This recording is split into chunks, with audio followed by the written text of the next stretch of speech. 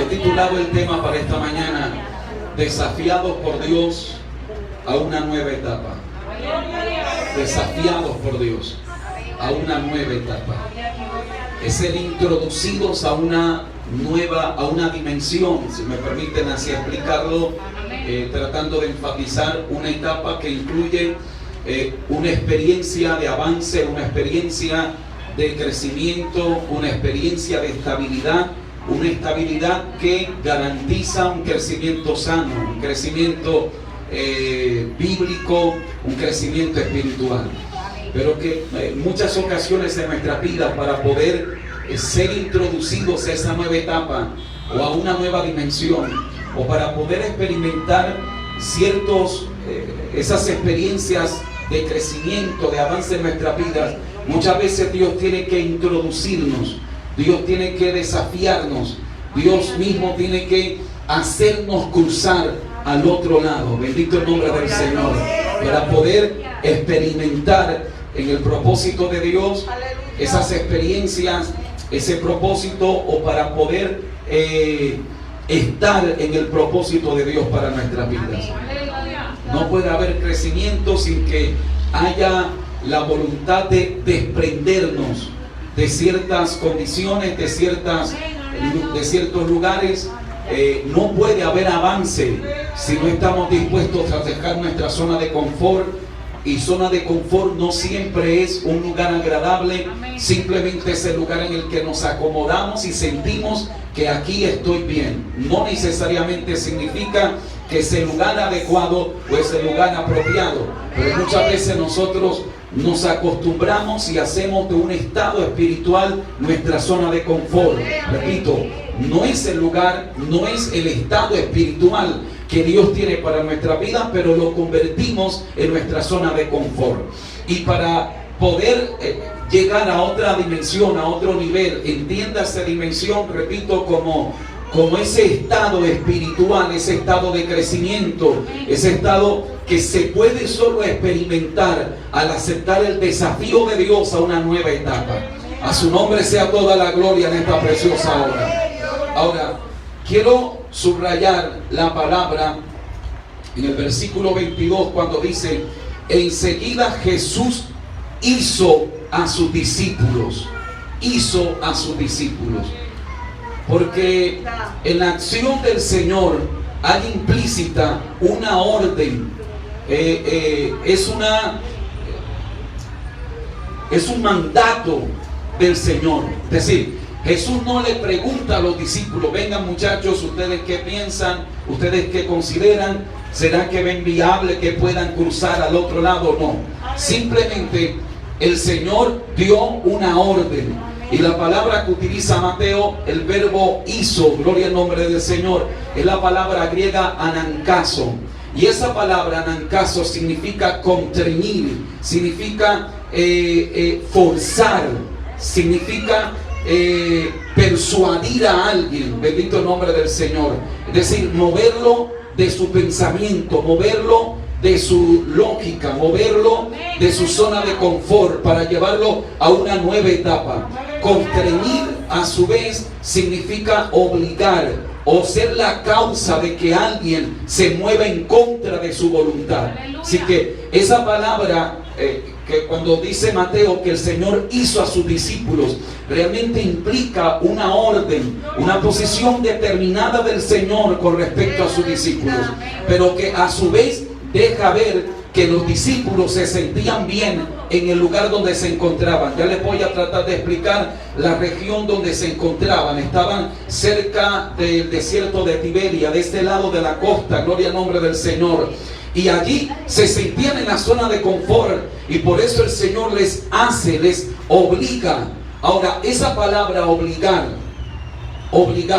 significa ligar a una fuerza moral a uno que lo mueve, impulsándolo a hacer algo. Eso es obligar, entre otras cosas. Ser ligado o ligar a una fuerza moral, es decir, es algo por dentro, es un asunto de honor, es un asunto de principio, es una fuerza moral que me lleva, me impulsa a hacer algo. Es humanamente hay cosas que yo no quiero hacer, pero hay una fuerza moral que me lleva a hacerlo. A su nombre sea la gloria. Es lo que experimenta el esposo responsable, que ante la crisis de su familia, él humanamente quisiera dejarlo todo tirado, pero hay una fuerza moral, hay un código de honor que no le permite, aleluya, saltar del barco y dejar su familia que perezcan en alta mar. Hay una fuerza moral que lo impulsa a hacer algo, que lo impulsa a luchar, que lo impulsa a pelear. Gloria al nombre del Señor. Así que lo que el Señor está haciendo entonces es ligar a los discípulos a una fuerza moral que los impulsará a ir a otra etapa. Gloria al nombre del Señor.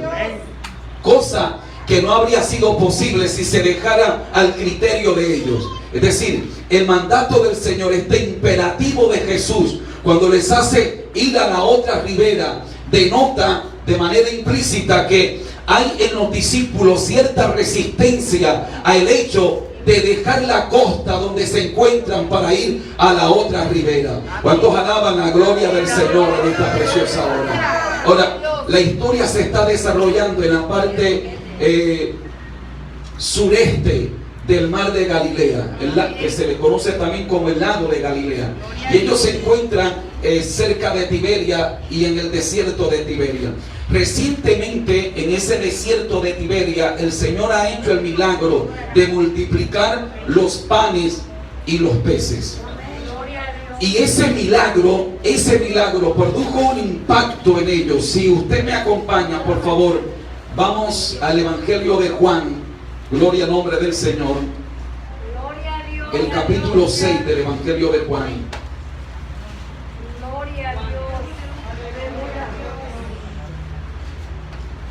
El versículo 15. Ocurre el milagro de la multiplicación de los peces. Y cuando la gente que está ahí observa este milagro, el versículo, vamos a leer desde el 14, dice: aquellos hombres, Juan 6:14, aquellos hombres entonces, viendo la señal de Jesús, o viendo la señal que Jesús había hecho, dijeron: este verdaderamente es el profeta que había de venir al mundo. Verso 15. Pero entendiendo Jesús que iban a venir para apoderarse de él y hacerle rey, volvió a retirarse al monte.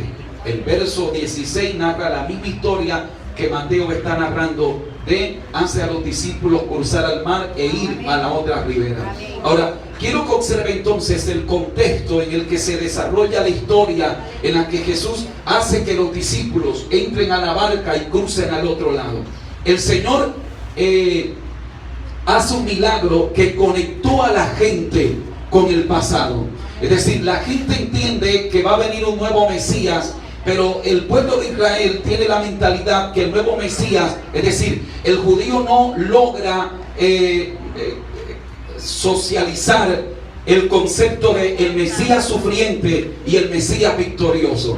Pero que el judío tiene la percepción de que el Mesías que vendrá es una especie de tipo militar, o alguien que por lo menos, al igual que Moisés, los pudo liberar del imperio de Egipto y los introduce al desierto para posteriormente entrar a la tierra prometida. Ahora, cuando ellos ven que el Señor en el desierto hace este milagro de darles milagrosamente pan, ellos de inmediato recuerdan a Moisés en el desierto, que les da el maná. Así que ellos dicen: este es el profeta que iba a venir. Este es realmente nuestro líder, este será el Mesías. Pero repito, la percepción que tienen del Mesías es el Mesías que viene a tratar de generar un impacto social, o que por lo menos lo va a librar del poder romano, del régimen del imperio romano. Cuando el Señor percibe que lo van a hacer rey, que se van a apoderar de él, el Señor entonces suelta, se va de ese lugar. Así que quiero que observe, y lo voy a llevar a que el mandato del Señor, la manera por que el Señor dice: te saco de aquí, lo voy a sacar de esta ribera, de esta costa, y lo voy a llevar a otro nivel, es porque llega un momento en la vida en que si tú te quedas en tu zona de confort, te van a sacar del propósito de Dios, te van a destruir. O sea, llega un momento en la vida en que se hace necesario ir a la otra etapa.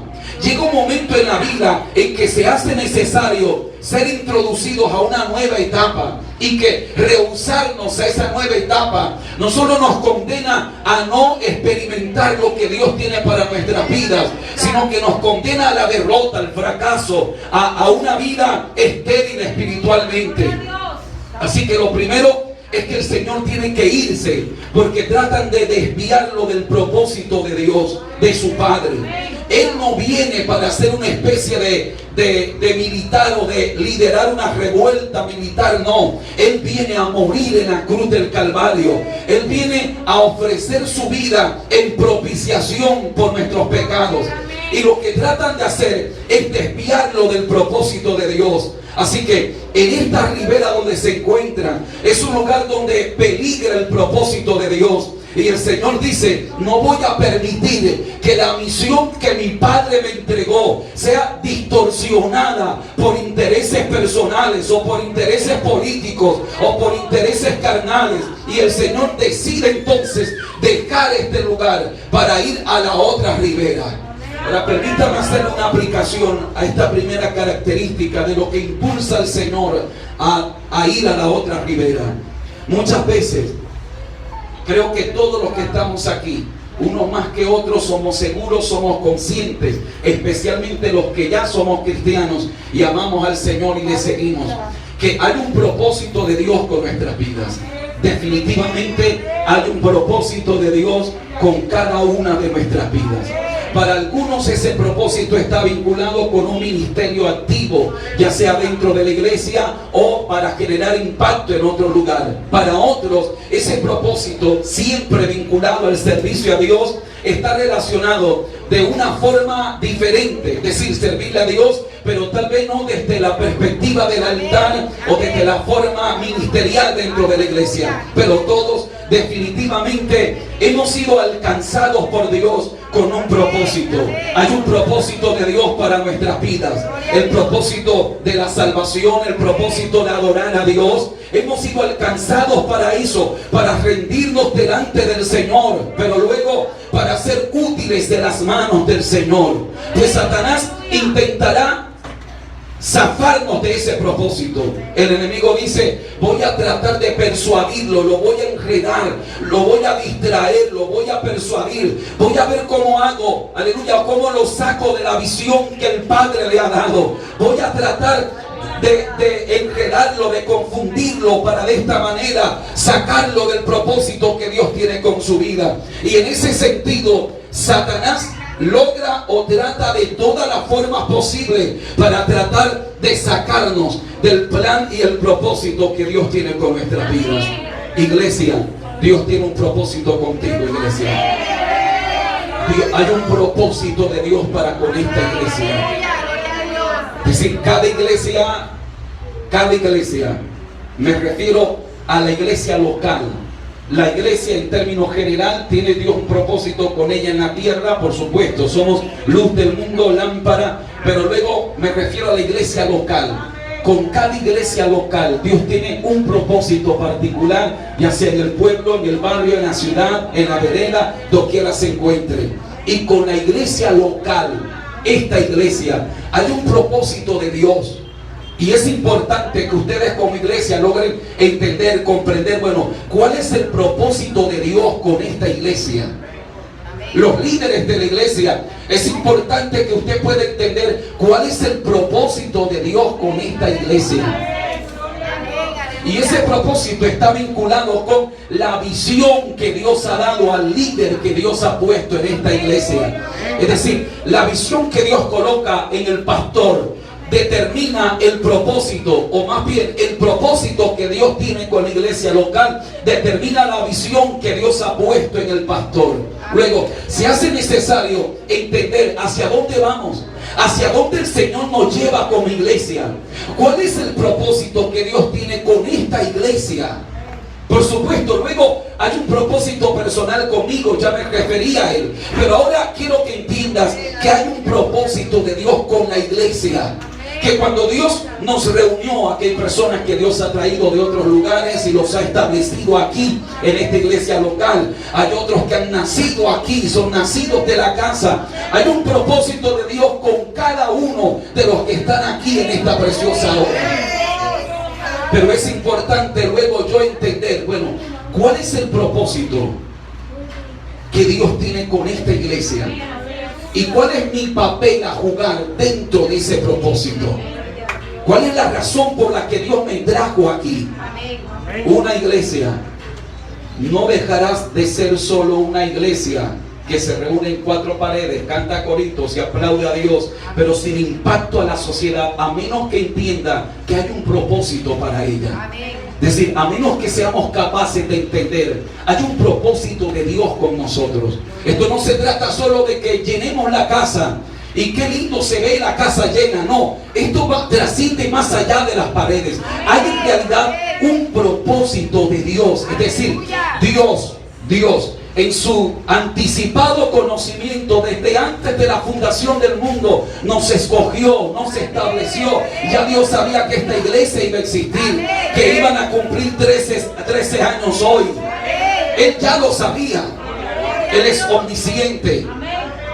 Y al ser eterno, Él es atemporal. Es decir, el tiempo tiene un principio y tiene un fin. Es construido no por causa de Dios, sino para el trato de Dios con la humanidad. El tiempo empezó en la creación, termina cuando hay cielo nuevo y tierra nueva, que todos seamos transformados y ya no condicionados a esta carne y a este cuerpo, sino en un cuerpo glorificado. Viviremos en la eternidad donde vive Dios. Ahora, la eternidad hace que el tiempo sea una fracción pequeña, por lo que Dios, que es eterno, Dios ve el pasado, el presente y el futuro con la misma lucidez al mismo momento. Es decir, Dios está aquí parado y Dios ve el pasado, ve el presente y ve el futuro. Él es eterno. Él es Dios. De manera que Dios ve el pasado y ya Dios sabe desde el pasado. Él vive en un eterno presente. Y en ese sentido ya Dios sabía que esta iglesia iba a estar aquí. Dios está viendo ahora el presente de la iglesia, pero ya Dios sabe cuál es el futuro de la iglesia. ¿Cuántos alaban la gloria del Señor? Y en ese propósito de Dios, Dios dice: voy a establecer esta iglesia aquí, en este lugar, con un propósito. ¿Cuál es ese propósito?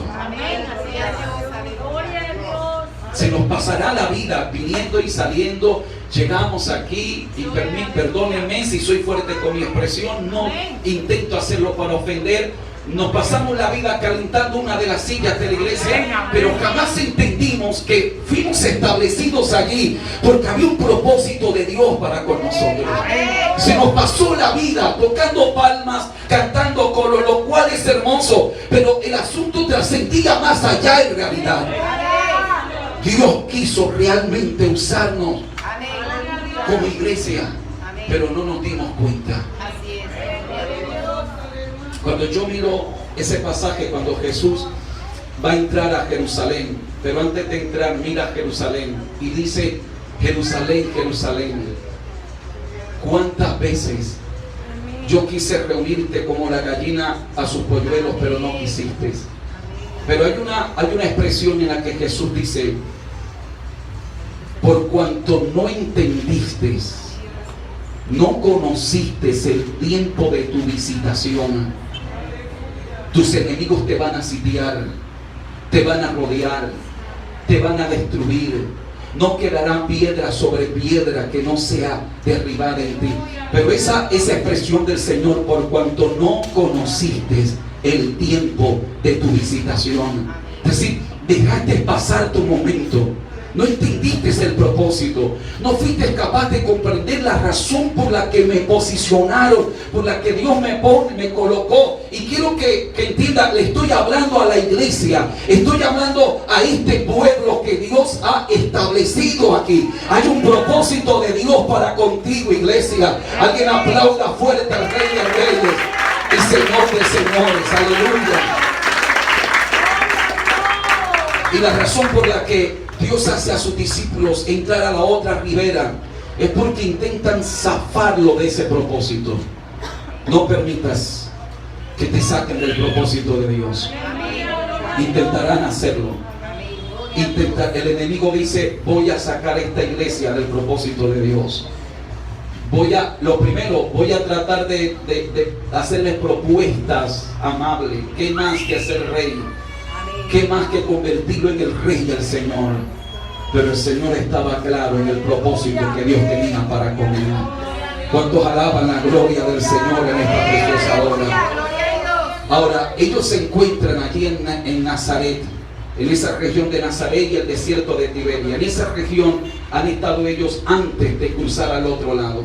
Y Nazaret tiene una particularidad en la vida del Señor y en su ministerio. Si usted va a Juan capítulo 1, verso 46, allá está aquella famosa declaración que hace Natanael cuando dice: ¿y de Nazaret podrá salir algo bueno? ¿Podrá salir algo bueno de Nazaret? Por lo que se entiende Nazaret como un lugar del que no genera muchas expectativas. Geográficamente estaría ubicado en una región apartada. De hecho, Nazaret ha sido el escondite del Señor o de la familia de él para ocultarlo de toda esa situación y ese peligro que le rodeaba, le amenazaba. Así que es un lugar tan apartado que es perfecto para esconderse, es perfecto para ocultarse. Es un lugar que no genera la expectativa de las personas. Es decir, si tú estás pensando en alguien destacado, el último lugar a donde irías a buscarlo sería a Nazaret. Es el lugar en el que no esperes que vas a encontrar a un escritor prominente, a un político destacado o a un deportista que represente la nación, porque ese es el lugar en el que simplemente existen personas, pero vaya a saber de quién se trata. Es un lugar separado de la sociedad, separado de la capital, perfecto para ocultarse, perfecto para esconderse.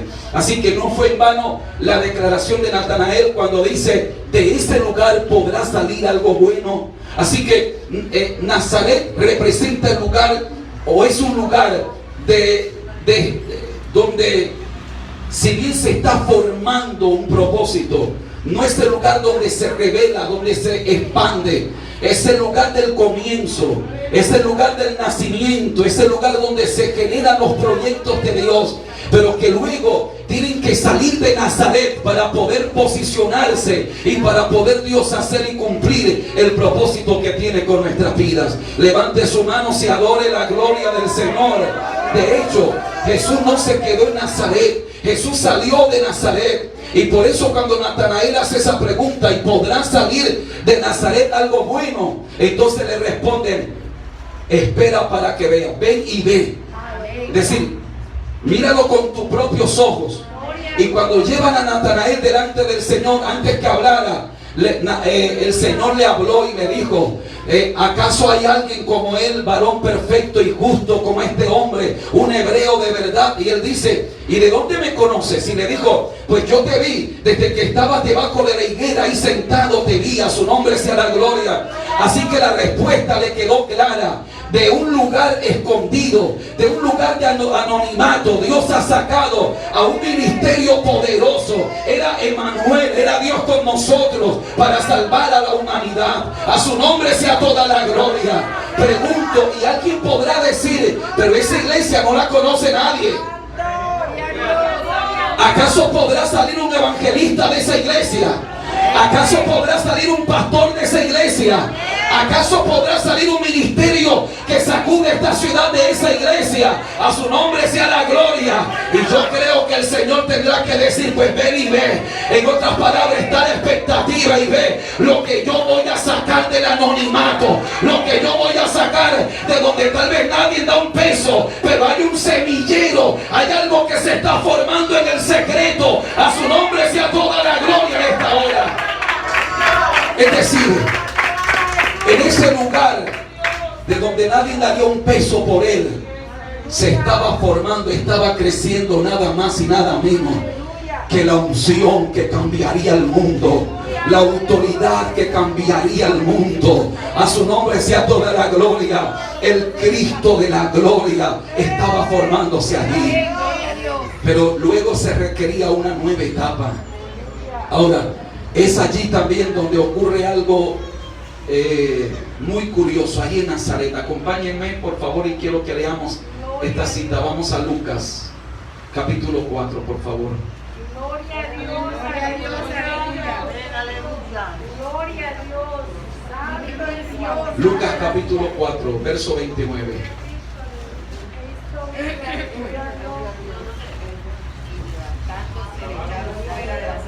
El Señor vuelve a Nazaret, llega a Nazaret, está predicando, les está hablando, pero a la gente del pueblo no le agradó. Y el versículo 29 dice: y levantándose, le echaron fuera de la ciudad. Esto lo están haciendo con Jesús. Y le llevaron hasta la cumbre del monte sobre el cual estaba edificada la ciudad de ellos. ¿Para qué? Despeñarle. Para despeñarle. ¿Pero qué hizo el Señor? Eso es Nazaret. Es el lugar donde se está desarrollando la historia y de la que el Señor les dice: nos vamos de aquí a la otra ribera. Por favor, estoy tratando de justificar el porqué, el imperativo de Jesús al decirle que Jesús los hizo, los obligó a entrar a la barca y dejar esa ribera para ir al otro lado. El por qué Jesús es tan insistente en decirle: esta etapa termina para ustedes. Como que el Señor les dice: primero, si se quedan aquí, los van a cambiar del propósito, van a distorsionarlos, van a sacar del propósito. Pero hay una segunda razón aquí ahora, y es que si bien aquí has iniciado, has empezado, no te puedes quedar en la pequeñez, debes expandirte, debes crecer. Y la tercera razón sería esta: el Señor, aleluya, es tomado a la fuerza, lo sacan de la ciudad. Y dice la Biblia que lo van a despeñar, lo llevan a lo que sería un abismo para tirarlo por allí, gloria al Señor, y destruir ese ministerio. Es como que el diablo dice: bueno, si no puedo conquistarlo con palabras, si no lo puedo desviar de su propósito, proponiéndole cosas tentadoras como ser rey, entonces el diablo dice: pues lo voy a destruir. Voy a destruir este ministerio. Voy a partir en pedazos a este hombre. Gloria al nombre del Señor. Lo voy a tirar, lo voy a despeñar, lo voy a destruir totalmente. Y me llama la atención que Jesús no se queda de pronto diciendo: pues tírenme siquiera que yo soy el Hijo de Dios y no me va a pasar nada. Sino que Jesús se zafó, se fue, pasó por en medio y se fue de allí, se fue de ese lugar. Quiero que entienda lo siguiente: hay personas que en este momento se encuentran, el enemigo los ha llevado al borde del precipicio. Y el enemigo dice: te voy a tirar al despeñadero del adulterio. Y el enemigo te ha estado moviendo, empujando, y estás en el borde hoy.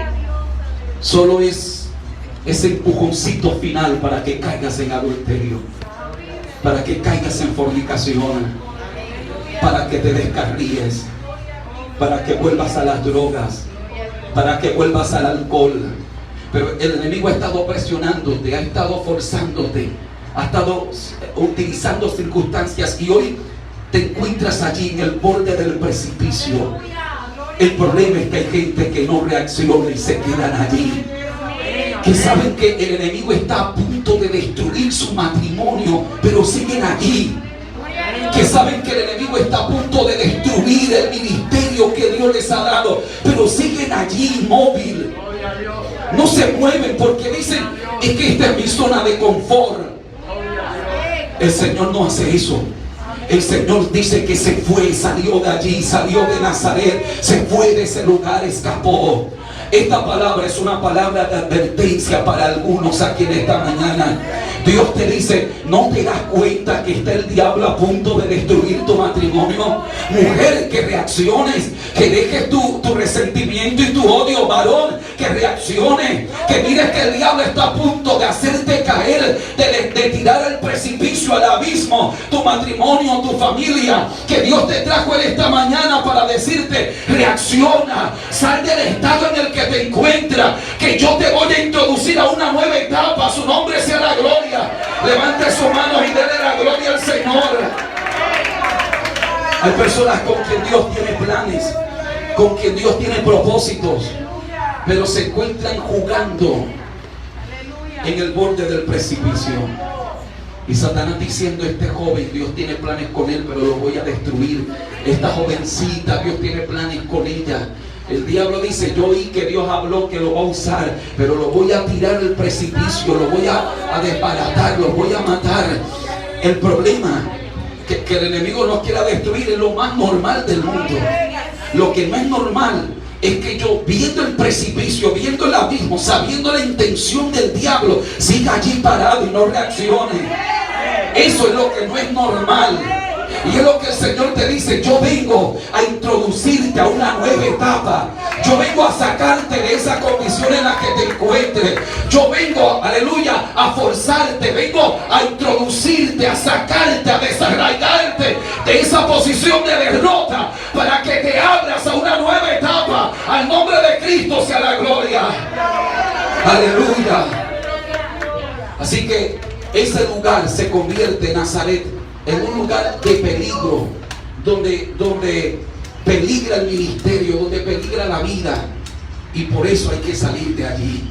Luego, si usted mira, aleluya, en Marcos 6:5, la Biblia dice, estando en Nazaret, que el Señor allí no hizo milagros por causa de la incredulidad de ellos.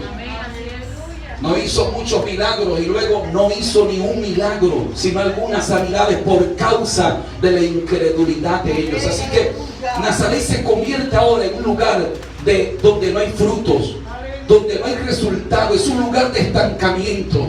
Por favor, quiero que vaya relacionando lo que significa la orilla donde están y el por qué el Señor les dice: los voy a llevar a la otra etapa, a la otra ribera. Así que ahora es un lugar de estancamiento, donde no hay resultado, donde el problema es que estás en el lugar equivocado, en el estado equivocado. Gloria al nombre del Señor. Que te acomodaste a una zona de confort cuando Dios te dice: mira, yo he medido 1000 codos más, atrévete a caminar 1000 codos más. No te quedes con el agua a los tobillos. No hagas el agua a los tobillos tu zona de confort. Que yo tengo 1000 codos más para ti. Atrévete. Atrévete a caminar 1000 codos más. A su nombre sea la gloria. Que no te quedes con el agua en los tobillos, en la rodilla o en los lomos. Porque tengo 1000 codos más para ti. A su nombre sea toda la gloria. El problema es que cuando vemos el agua a los lomos decimos: yo estoy bien. Pero Dios dice: yo quiero tener el control total de tu vida. Y el control total de tu vida Dios lo tiene cuando tú le entregas tu cuerpo al río, cuando caminas 1000 codos más, cuando ya no puedes estar de pie, cuando pierdes el contacto con lo terrenal, cuando ahora solo te resta entregarle tu cuerpo a la corriente del río. A su nombre sea la gloria. El Señor está diciendo: te quiero llevar a una dimensión de mayor profundidad en tu vida cristiana. Alabanzas al Cordero, en el que tú pierdas contacto con lo terrenal, en lo que realmente aprendas a depender de mí, dependas de mi gloria, dependas de mi presencia. Que te quiero llevar a un nivel de tal profundidad espiritual en el que pueda yo usarte como quiero usarte. Al nombre de Cristo sea la gloria. Porque mientras uno está en un río, pero uno tiene, o en una piscina, pero uno puede tocar el suelo, pues uno tiene el control. Mientras yo pueda tocar el suelo, yo tengo el control. Yo puedo moverme para donde quiera. Pero cuando yo camino más profundo y ya pierdo contacto con la tierra, me toca flotar, me toca separarme de la tierra. Aquí hay gente que el Señor los quiere separar de lo terrenal, de lo material, que tal vez te ha materializado en un sentido negativo. Es decir, en el sentido que has puesto las añadiduras primero que el reino, que has dejado de buscar el reino de Dios y su justicia, porque andas afanado por las añadiduras. Y Dios dice: pero quiero que busques mi gloria, quiero que dejes de andar afanado por las añadiduras. Busca mi gloria, y si tú buscas mi gloria, las añadiduras te seguirán a ti. Alabado sea el nombre del Señor en esta preciosa hora. Así que ese lugar donde ellos se encuentran es un lugar sin frutos. Ahora se ha convertido en eso. Es un lugar de estancamiento. Es un lugar donde el Señor no pudo hacer allí muchos milagros. Y por esa razón el Señor les dice: vamos a la otra ribera. Vamos a la otra ribera. Es un desafío. Aleluya. Pero el Señor no les dice: intenten llegar a la otra ribera. El Señor les dice: pasen a la otra ribera. Es decir, tienen que llegar. Aleluya. Tienen que llegar. No los envío a quedar a mitad de camino. Yo no los estoy mandando a que lleguen a la mitad del camino. Los estoy mandando al otro lado. Y tienen que llegar. Es decir, estoy obligado a llegar. Estoy obligado a llegar. Dios no me quiere en este estado en el que me encuentro ahora, de desánimo, aleluya, de estancamiento espiritual, de una condición de crisis espiritual. Dios no me quiere aquí, en este estado en el que me encuentro, donde no estoy orando, donde no estoy estudiando la palabra del Señor, donde estoy con un pie adentro y otro afuera. El Señor dice: yo quiero que cruces, que salgas de esta condición, y quiero que llegues a un estado de gloria, aleluya, de crecimiento. Levante sus manos y adore la gloria del Señor.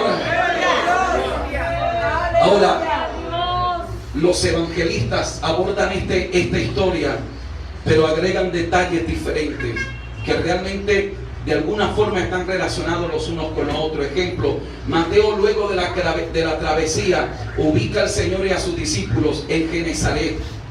Marcos los ubica en Betsaida, y Juan dice que llegaron a Capernaum. Cuando uno se ubica en el mapa, Capernaum está al norte, Genezaret o Betsaida sí estaría al noroeste, y luego el otro lugar, que sería Genezaret, estaría al otro lado. Y pareciera que no concordaran. Es decir, uno preguntaría: bueno, defínanse a dónde fue que cruzaron, a Capernaum, a Genezaret, gloria al nombre del Señor, o a Betsaida. El asunto es que el Señor llegó a los tres lugares. Es decir, la razón por la que cruza, el Señor los hace cruzar, es porque van a los tres lugares, siendo Capernaum, por la evidencia bíblica, el lugar que se convertiría, y de esto me ocuparé más luego, como esa zona de mayor impacto en el ministerio del Señor Jesucristo. Pero el Señor los hace pasar por Betsaida. Betsaida significa casa de la pesca, gloria al nombre del Señor, o la casa del cazador, o la casa del pescador. Eso es Betsaida, ese lugar, gloria al Señor, donde el Señor les dice: se acaba la esterilidad, los voy a llevar a la casa del pescador, los voy a llevar al lugar de la pesca. Bendito sea el nombre del Señor. Es decir, ustedes han estado aquí en el lugar donde no hay desarrollo, donde no hay avance, donde su vida peligra de muerte, donde han querido sacarlo del propósito de Dios, pero los voy a llevar a la casa del pescador. A su nombre sea toda la gloria. Genezaret significa jardín de las riquezas, y se consideraba una de las zonas más cultivables de ese entorno, por algunas fuentes de riego. Es decir, era un lugar realmente próspero, de jardines, de cultivos destacados. El Señor les dice: voy a llevarlos a otro lugar, los voy a llevar, aleluya, al jardín de las riquezas. Quiero que entienda, por favor, el por qué el Señor los obliga a cruzar. El Señor lo que está haciendo es sacándolos de un estado de derrota, para introducirles a una nueva dimensión, a una nueva etapa, donde habrá desarrollo, donde habrá avance. El problema es cuando la iglesia se queda en la zona de confort, y el pastor dice que vamos a ampliar, y la gente dice: pero ¿para qué vamos a ampliar si aquí estamos bien?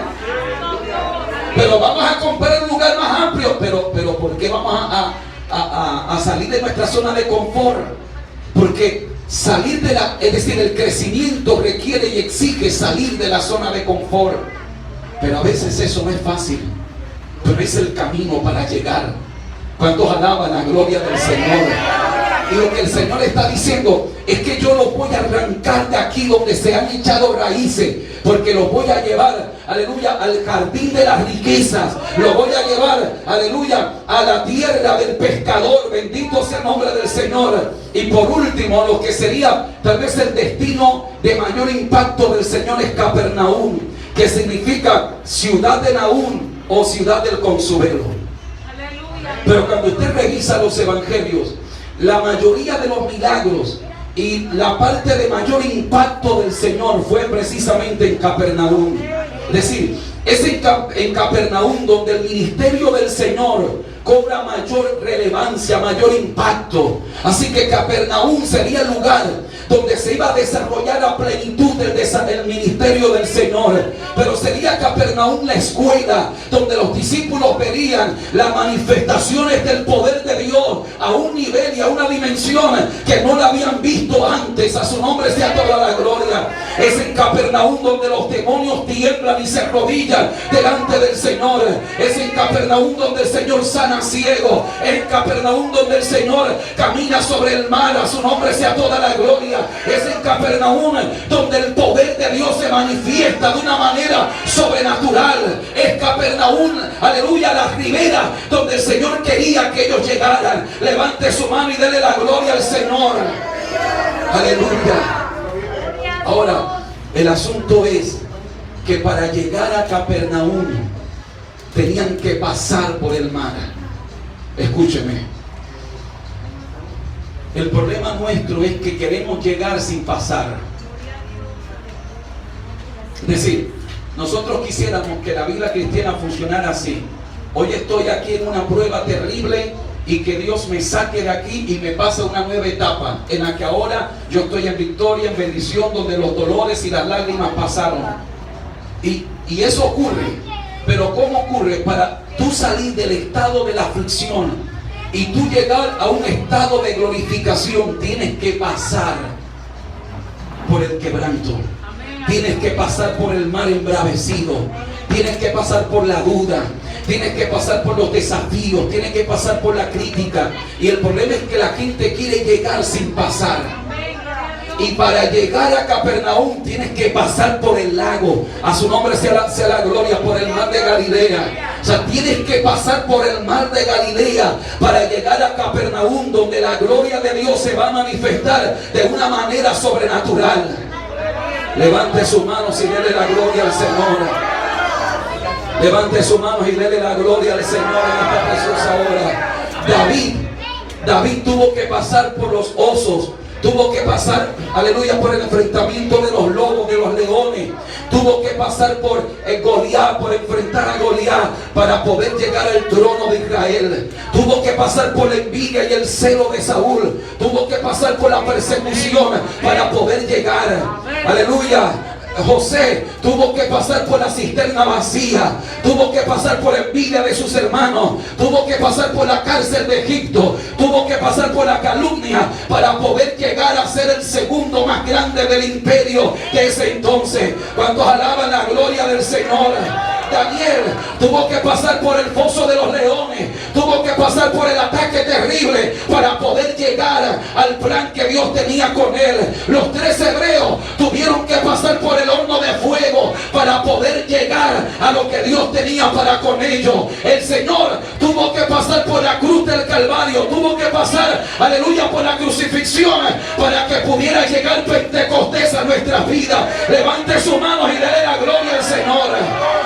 El problema es que nosotros no queremos pasar.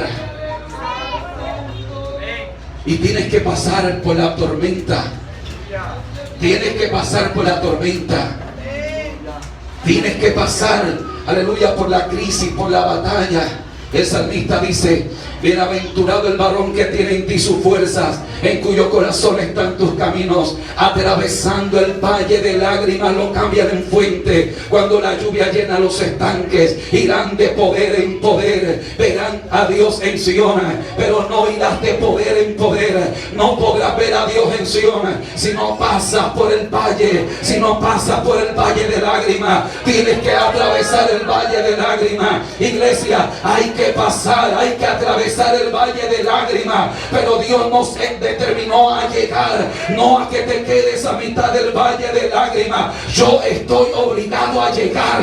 Hay un destino que Dios tiene para mí. Hay un destino. Yo no ando corriendo sin destino. Yo tengo un destino. Yo tengo una meta. Hay un camino que tengo que tomar y lo voy a cruzar. Yo no sé por qué tenga que pasar, pero voy a pasar porque voy a llegar al destino que Dios tiene para mí. A su nombre sea la gloria.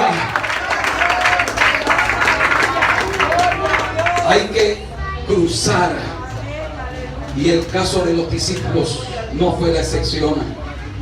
Dice el evangelista que cuando cruzaron, dice, por lo menos cuando Juan narra la historia en el capítulo 6 verso 18, dice: llegó la noche, en medio del mar, azotada por las olas estaba la barca cuando cruzan. Ese recorrido realmente debieron hacerlo en un muy corto tiempo, pero se desata la tempestad. Era de noche, y Mateo dice que el viento era contrario, es decir, ellos van hacia el norte, ellos van en sentido sur-norte, pero el viento está soplando en sentido de norte-sur. Así que ellos van hacia arriba, ellos van subiendo, pero los vientos son contrarios, como si los vientos, el mar embravecido y los vientos dijeran: tú no vas a avanzar, te vamos a regresar al lugar donde saliste. Gloria al nombre del Señor. Te vamos a impedir llegar, aleluya, al destino que el Señor trazó para ti. Te vamos a detener. En los vientos contrarios, lo que estaban haciendo era regresarlos al lugar de donde el Señor les hizo salir, el lugar de estancamiento, el lugar donde el ministerio peligraba de muerte, el lugar, aleluya, del anonimato, el lugar donde no hay frutos. Es como que el viento dijera: no vas a salir de este estado, aleluya, de derrota. No vas a llegar a Capernaum, al lugar donde se desata el milagro, a la tierra del consuelo. Te vas a quedar en este estado de postración. Los vientos son contrarios, dice la Biblia. A su nombre sea la gloria. Así que ellos tienen que enfrentar esos vientos contrarios. Ellos tienen que, aleluya, avanzar. Ellos tienen que seguir. Ellos tienen que ir contra toda corriente, contra toda situación. Alabanza al Cordero de Dios en esta preciosa hora. Y en esa condición, aleluya, el Señor Jesús, Él se queda. Recuerda que el Señor los hace entrar a la barca y el Señor se queda orando. Hay una especie de colinas, y el Señor, dice Marcos, que el Señor los ve a la distancia. Y el Señor ve, y ellos estaban, dice, remando con gran dificultad. A su nombre sea la gloria. Estaban remando con gran dificultad, y eso me llama la atención. Si usted es un pescador experimentado, está cerca de la costa, sale una tempestad de la nada, es de noche, los vientos son contrarios, lo más lógico es que usted diga: esto no está para navegar, es una irresponsabilidad hacer este viaje ahora. Así que lo más lógico es: nos damos la vuelta y en la mañana vamos. ¿Cuántos alaban la gloria del Señor? Segundo, si yo estoy remando, pero yo veo que por un brazo que doy, o por es decir, sí, un remazo que doy, en vez de avanzar, retrocedo, eso me lleva a un estado de cansancio tal que llega un momento en que digo: yo no voy más, esto se acaba aquí. Pero el versículo dice que remaban con gran dificultad. Ellos estaban cansados, pero seguían remando. O sea, ellos estaban cansados, pero seguían remando. ¿Por qué no se devolvieron? ¿Por qué no miraron atrás? Porque el Señor los había obligado a llegar.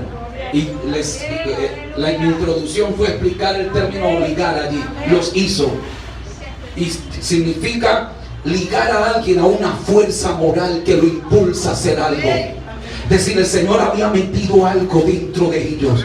El Señor los había ligado a una palabra. Había una palabra que no los hacía mirar atrás.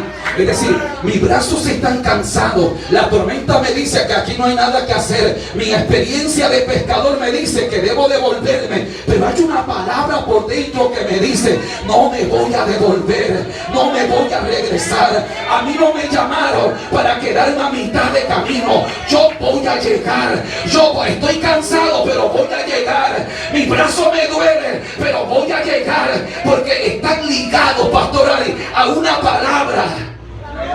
Hay una fuerza moral que los impulsa a seguir. Yo no sé si alguien aquí alguna vez en su vida cristiana ha experimentado eso. Es decir, a veces hay momentos en los que estás a punto de cometer un error, de pecar. Como José, se le presentó la oportunidad que cualquier joven de su edad habría anhelado tener. La mujer de Potifar, ¿no cree usted que fue un espantapájaro? No, tuvo que ser una mujer muy hermosa. Muy hermosa. Toma a José y lo prende, le dice: acuéstate conmigo, estamos solos, acuéstate conmigo. Yo no puedo hablar por José. Me limito solo, si usted me permite, a imaginar. Si lo acepta bien, si no, no hay problema. Pero José es un hombre normal. Porque hoy ya decir hombre no es garantía. Pero este es un hombre normal. Así que por supuesto que debió sentir, debió ser timbrado, esa parte humana debió decir: José, aprovecha esta oportunidad, José. Aprovecha este papayazo que te dan, José. Pero hay algo dentro de él que es más poderoso que su impulso sexual. Hay algo que es más fuerte que ese impulso carnal, que lo tenemos todos, absolutamente todos. Hay algo que es más fuerte. Hay algo que le dice: pero ¿cómo puedo yo fallarle a Dios? ¿Cómo le puedo yo fallar a Dios? Si yo tengo sueños que Dios me ha dado. Si Dios me ha hablado de cosas grandes. Si Dios tiene un propósito conmigo, ¿cómo podría yo fallarle a Dios? José está ligado a una fuerza moral que lo impulsa a no detenerse. Es como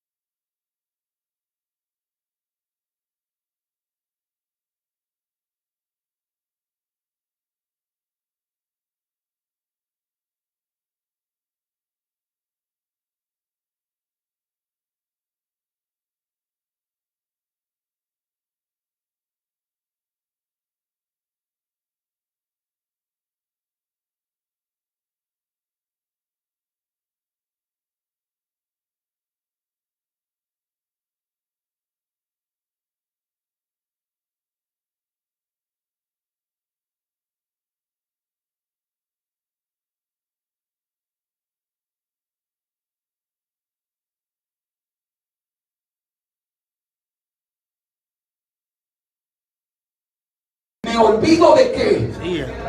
Ese me olvido de lo que queda atrás es rompo, me desligo de lo que queda atrás. Me desligo de lo que queda atrás. Usted sabe que el ser humano no tiene la capacidad de desaparecer los pensamientos. Puede ser que nuevas informaciones logran sepultar otras, pero con alguna situación uno recuerda cosas de hace 20 años atrás, que luego uno no las trae a memoria porque la mente se llena, se retroalimenta, y la información que llega hoy trata de ocultar o opacar la información de hace 20 años atrás. Así que lo que Pablo no está tratando de decir, lo que Pablo está tratando de decir no es: me olvido de quién es mi papá, me olvido del nombre de mi mamá, me olvido. No. Lo que Pablo está diciendo es: me desconecto del pasado. Es decir, yo he decidido que el pasado no determinará mi presente ni mi futuro. Me desconecto de los errores del ayer. Me desconecto de eso. Y dice: me extiendo a lo que está delante. Me extiendo a lo que está delante. En otras palabras, Pablo dice: lo que Dios tiene para mí no está atrás. Lo que Dios tiene para mí está delante. Lo que Dios tiene para mí no está atrás. Yo no tengo nada que buscar atrás. Lo que Dios tiene para mí está delante. Y por eso Pablo dice: yo me extiendo a lo que está delante. A su nombre sea toda la gloria en esta preciosa hora. A su nombre sea toda la gloria. Y es lo que están haciendo los discípulos. Se están remando. Es decir, yo voy a llegar. Yo voy a llegar. Yo voy a llegar. Hay un destino y yo voy a llegar a ese destino. Hay un destino y yo llegaré a él. ¿Cuántos alaban la gloria del Señor en esta preciosa hora? Quiero que vuelva conmigo a Juan capítulo 6, por favor. Gloria a Dios, aleluya. Mi alma te alaba, Jesús. Gloria a Dios, gloria a Dios. Aleluya. Cristo vive. Verso 19. Juan 6, 19 dice: cuando habían remado como 25 o 30 estadios, vieron a Jesús que andaba sobre el mar y se acercaba a la barca, y tuvieron miedo. Mas él les dijo: yo soy, no temáis. Ellos entonces con gusto le recibieron en la barca, la cual llegó enseguida a la tierra a donde iban. Aleluya, gloria a Dios. Yo voy a llegar. Yo voy a llegar. Iglesia, vamos a llegar, iglesia. Esta barca no está sola. Esta no es sola una barca y los discípulos de Jesús. El Señor está en esta barca. Dice: Jesús subió a la barca. Y cuando Jesús subió a la barca, dice: enseguida llegaron al lugar a donde iban. Vamos a llegar. Vamos a llegar. ¿Qué garantiza que vamos a llegar? La fuerza con la que remamos no.